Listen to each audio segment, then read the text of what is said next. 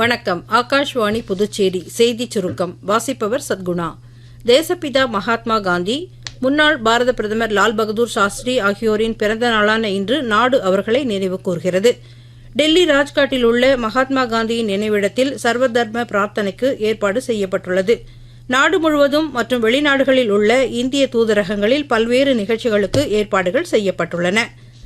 தேசப்பிதா மகாத்மா காந்தியின் 156வது பிறந்த நாளை முன்னிட்டு குடியரசுத் தலைவர் திருமதி திரௌபதி முர்மு அவருக்கு அஞ்சலி செலுத்தியுள்ளார்.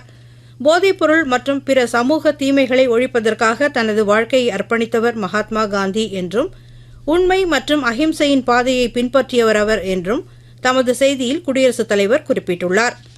2007ஆம் ஆண்டு ஐக்கிய நாடுகள் சபையில் அஹிம்சையை ஒரு உலகளாவிய கொள்கையாக உறுதிப்படுத்தியதைத் தொடர்ந்து மகாத்மா காந்தியின் பிறந்தநாள் சர்வதேச அஹிம்சை தினமாக கடைபிடிக்கப்படுகிறது.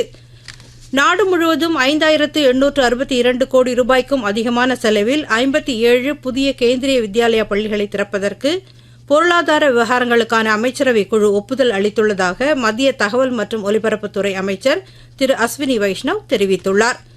இன்று காந்தி ஜெயந்தியை முன்னிட்டு புதுச்சேரியின் 4 பிராந்தியங்களிலும் இயங்கும் கள், சாராயம், பார் உட்பட அனைத்து வகை மதுக்கடைகளையும் அடைக்க கலால் துறை உத்தரவிட்டுள்ளது. கண்ணியத்துடன் முதுமை என்ற இவ்வாண்டிற்கான கருப்பொருளுடன் சர்வதேச முதியோர் தினம் நேற்று கொண்டாடப்பட்டதை முன்னிட்டு ஏனாம் பகுதியில் இந்திய செயற்கை கால்கள் உற்பத்திக் கழகம் சார்பில் 131 முதியோர்களுக்கு சக்கர நாற்காலிகள் மற்றும் பிற உபகரணங்கள் வழங்கப்பட்டன. நிகழ்ச்சியில் சட்டமன்ற உறுப்பினர் திரு கொல்லப்பள்ளி ஸ்ரீனிவாஸ் அசோக், மண்டல நிர்வாகி திரு அங்கித் குமார் உள்ளிட்டோர் பங்கேற்றனர். இத்துடன் இந்த செய்திச் சுருக்கம் நிறைவு பெறுகிறது.